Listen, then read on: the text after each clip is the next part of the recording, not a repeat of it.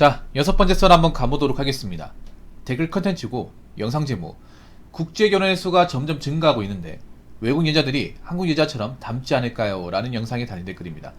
여러분, 국제결혼은 점점 증가하고 있고 국제결혼에 따른 관심도도 점점 증가하고 있습니다.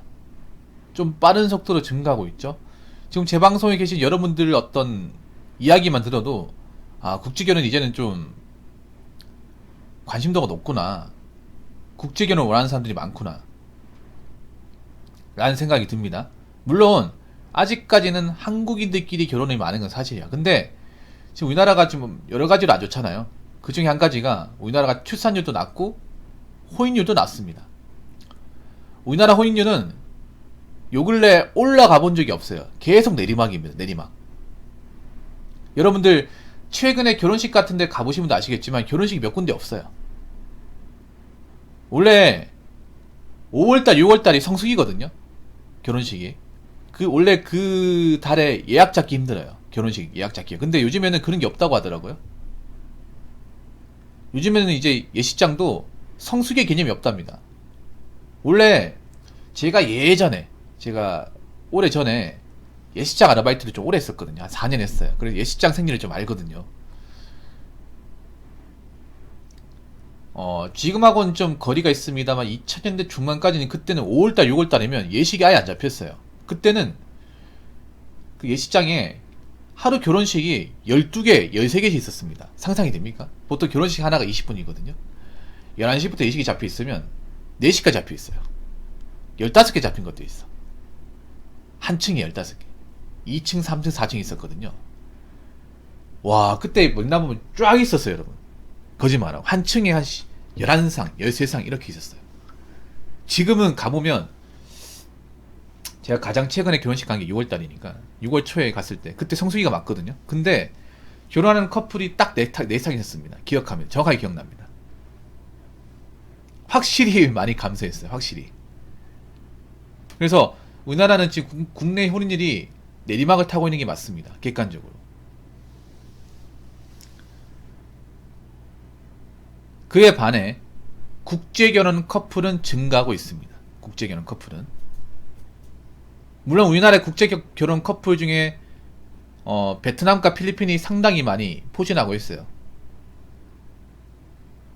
뭐 딴 나라도 이제 국제결혼 하신 분들이 많이 있어요. 제 댓글 보니까 태국도 있고, 러시아, 우크라이나, 터키, 멕시코, 이렇게 좀 국제결혼 국적이 다양해지는 추세인 것 같습니다. 그리고 아까 방송을 보신 에드워드님 같은 경우에 저분은 베트남, 저분 미국 살거든요.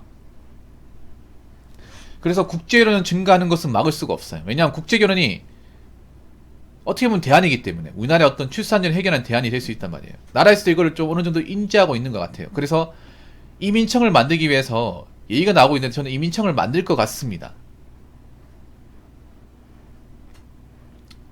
그리고 사람들이 이민청을 만드는 것에 대해서 그렇게 적개심을 드러내지도 않아요. 오히려 이민청이 만들어지기를 바라는 사람도 많아요. 남자 입장에서는. 왜? 이민청이 만들어져야 외국 여자분들이 한국에 정착하기 쉬워져요. 그런 국제결혼 가능성이 높아지잖아요. 빈도도 높아지고. 국제결혼이 사실 좀 어려운 게 뭐냐 하면, 국제결혼을 하려면 외국 여성과 접점이 있어야 되는데 이 접점을 만드는 게 사실 어렵습니다. 특히나 직장을 가진 사람이라면. 왜 어렵냐 하면, 여러분들 한번 생각해 보세요. 우리가 외국 여성 만나려면 외국을 가야 돼요. 외국을 가야 되는데 현실적으로 직장을 다니는 입장에서 외국을 갔다 오는 게 상당히 부담스럽습니다.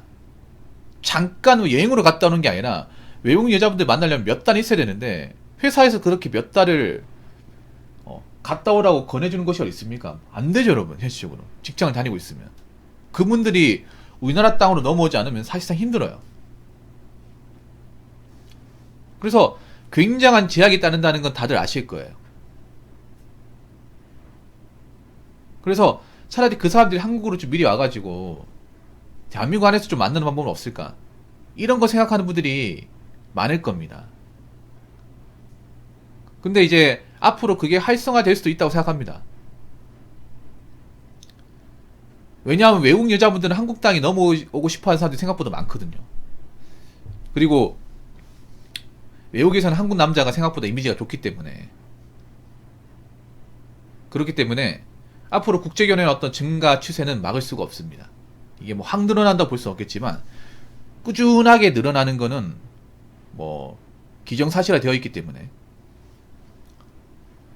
그리고 국제결혼이 단점도 있어요. 장점만 있는 게 단점도 있는데, 근데 그 장점이 한국 여자가 결혼할 때보다 좀 더 많아요.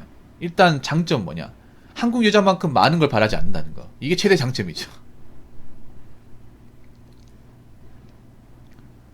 한국 여자만큼 뭐 아파트 바라고 남자가 얼마 이상 벌어야 되고 뭐 가사노동학 이런 개념이 없어요. 외국 여자는 아예 없어요. 한국 여자만 가지고 있어. 근데 한국 여자는 그거 몰라. 자기들이 그만큼 욕망이 크다는 걸 몰라요. 근데 보통 한국 국적이 아닌 외국 여자분들 만나보면 야, 한국 여자들 정말 진짜 바라는 게 많구나라는 것을 많이 느끼시거든요. 국제결혼 해보신 분들 아실 겁니다. 제 말이 무슨 말인지. 그래서 그것 때문에 좀 국제결혼에 대해서 만족을 하고, 그리고 국제결혼하면 대부분의 경제권을 남자가 가지고 있어요. 한국에 이제 결혼했을 경우에는, 한국 남녀가 결혼했을 경우는 한국 여자들이 경제권을 가지고 있는 경우가 많아요. 근데 그 경제권을 함부로 쓰죠. 그래서 이것 때문에 좀 문제가 많고, 자기가 돈을 많이 벌지도 않는데 경제권을 달라고 하는 경우도 많잖아요. 그래서 요즘에는 결혼하더라도 남자가 경제권을 지려고 한다거나 여자한테 안 주려고 하잖아요. 근데 국제결혼 대부분 사례 같은 경우에 남자가 경제권을 가지고 있어. 이거 이제 외국 여자한테 용돈을 주고, 용돈을 줘도 크게 불만을 안 가져요. 그리고 또 하나는 뭐냐 하면, 한국 여자 특유의 그 사치 부리는 그 마인드가 외국 분들도 있을 수 있겠지만 좀 덜해요. 그런 장점이 있어가지고 앞으로 이제 국제 결혼은 점점 증가할 것 같습니다.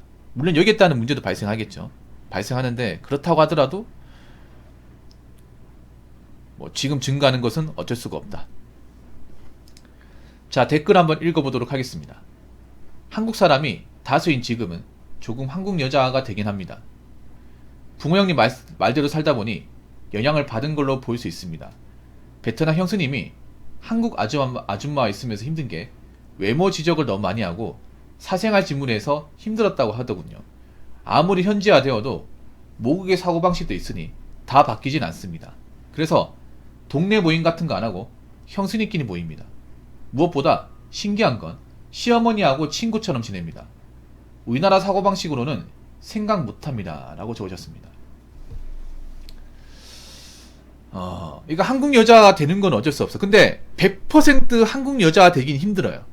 이거는 다른 것도 마찬가지야. 뭐냐면 제 방송에 보면 이제 남자분들 중에 미국에 거주하신 분도 있고, 일본에 거주하신 분도 있고, 태국에 거주하신 분도 있어요.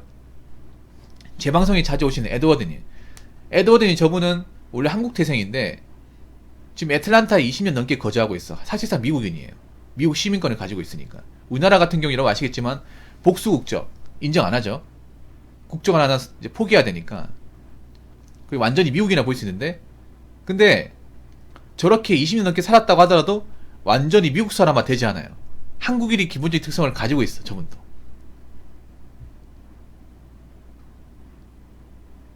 아무리 일본에 내가 10년 넘게 살았다 하더라도 완전히 일본 사람이 될 수는 없어요. 한국 사람의 기본적인 마인드는 어느 정도 가지고 있어요. 그 말은 뭐냐 하면, 이 베트남 여자분들도 마찬가지예요. 내가 베트남에 어렸을 때부터 초중 고등학교까지 교육 듣고 거기서 경제활동을 하다가 한국 남자하고 살림을 차려서 한국에 오는 거잖아요. 물론 한국의 문화를 적응하려면 한국 여자의 습성도 어느 정도 알아야 돼. 알아야 되지만 완전히 100%다 가지기 힘들어요. 우리가 외국 땅 가서 외국 사람처럼 100% 패치가 안 되듯이 이 사람들도 마찬가지일 겁니다. 그리고 하나 더 말씀드리면, 이 국제결혼 하신 분들은 한국 여자의 문제점을 어느 정도 알고 들어와요. 모르고 들어오는 게 아니라. 그러니까 한국 여자들이 얼마나 뻘짓을 하면 우리랑 결혼할까를 알고 들어와. 그러니까 대부분이 그래요. 제가 보니까 국제결혼 하신 분들 보면 한국 여자에 대한 기본적인 적개심이 어느 정도 있어요. 약간 어떤 느낌이냐면, 어휴, 니들이 얼마나 등신같이 했으면 이 좋은 남자들이 멀리까지 와가지고 우리하고 어떻게 만나보고 결혼하려고 할까? 이런 마인드는 가지고 있다고. 아니 생각해봐. 여러분들이 내가 외국에 거주하고 있는 외국 여성이라고 한번 생각해보세요. 아니 한국하고 우리나라하고 거리도 있고 문화도 차이도 있는데 한국 남자들은 왜 먼 데까지 와가지고 우리 보려고 할까? 저기도 여자가 있잖아. 저 가까이에 도처에 한국의 아가씨도 많은데 왜 먼 데까지 와서 비싼 비행기값까지 지불하면서 고생까지 하면서 우리를 만나려고 할까? 이거 의문 갖지 않겠어요? 의문 갖습니다, 여러분. 그래서 도대체 한국 여자들이 어떻길래 이런 일이 벌어지는 걸까를 알려고 합니다. 그래서 지금 국제결혼 하시는 해외 여자분들은 한국 여자의 문제점을 어느 정도 알고 있어요. 인지하고 있습니다. 우리가 생각한 이상으로. 그래서 지금 베트남, 필리핀 이런 나라 같은 경우에는 한국 여자의 문제점을 기본 탑재하고 와요. 모르고 오는 게 아니라 상태가 안 좋다는 거 알고 들어옵니다. 그래서 어떤 마인드냐면 아이고 저러니까 한국 남자들이 본토 여자들하고 상종을 안 하지. 이렇게 생각을 한다니까요. 진짜로. 단점도 있죠, 당연히. 예, 단점도 있습니다. 근데 그 단점이 한국 여자와 결혼할 때 단점에 비하면 적다는 거지. 당연히 결혼이라는 게 장점만 있는 게 아니라 단점도 있어. 근데 그 단점이 한국 여자가 잠을 잘 때 그 단점보다는 덜해요. 객관적으로. 그래서 앞으로 국제결혼을 막을 수 없고 그러면 여자분들도 이제 국제결혼의 증가에 대해서 좀 불안함 느낄 수밖에 없어요. 왜냐? 본토의 남자들을 외국 여자한테 뺏기는 거잖아. 어떻게 보면. 나는 결혼을 못 해가지고 혼자 살고 있지만 누구는 결혼해가지고 국적이 다른 여자가 한국 땅에 와서 한국 사람과 어울리며 생활하고 있네. 이렇게 되는 거죠. 그리고 웃긴 게 뭐냐 하면 참 웃긴 게 뭐냐, 베트남 형수님이 한국 아줌마 있으면서 힘든 게 외모 지적을 많이 하고 사생활 질문에서 힘들었다고 하는데 이거 팩트를 얘기할게요. 자, 이 얘기 왜 하는지 아세요? 베트남 형수님이 예뻐서 그래요. 여자는요 예쁘면 외모 지적합니다. 자기보다 예쁘면요. 이거 종특이에요. 예. 이거 질투심 느끼고 있다는 거야. 왜냐하면 지금 한국 아줌마들이 베트남 여자분들 외모 지적할 까면 안 됩니다. 까면 안 돼. 왜냐하면 베트남 분들이 피부색이 좀 차이가 있을 뿐 이목구비 더 뚜렷하고 그리고 저분들 체지방이 거의 없어요. 다 말랐어. 일을 많이 해가지고 비만율이 적은 나라예요. 이거는 자기보다 예뻐서 그래요. 네, 팩트를 얘기할게요. 자기보다 예쁘니까 외모 지적을 하는 거예요. 자기가 못났다는 거 증명하는 거예요. 네. 그 사생활 질문을 왜 하는지 아세요? 배 아파서 그래요. 배 아파서 갑니다. 네. 보통 이런 거 물어보는 사람들 치고 제대로 사는 사람이 없어요. 그래서 이런 말을 무시하시면 돼요. 아시겠죠? 아이고 한국 아줌마들 제발 좀 외모 지적 좀 하지마. 본인은 거울도 안 보나 진짜? 거울도 안 봅니까? 이러니까 남편이 자기하고 안 자려고 하는 거 아니야?